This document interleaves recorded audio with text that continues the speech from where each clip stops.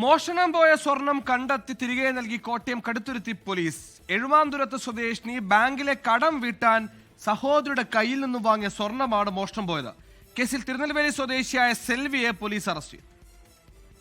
2025 November 26-നാണ് കേസിനാസ്പദമായ സംഭവം നടന്നത്.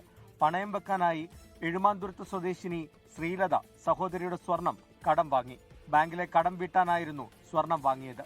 എന്നാൽ ഇതുമായി ടൗണിലേക്ക് പോകുന്ന വഴി ബസ്സിൽ വെച്ച് സ്വർണം മോഷണം പോയി.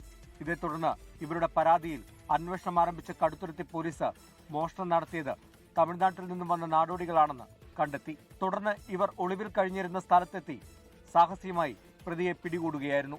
തിരുനെൽവേലി സ്വദേശിനി സെൽവിയാണ് മോഷണം നടത്തിയത്.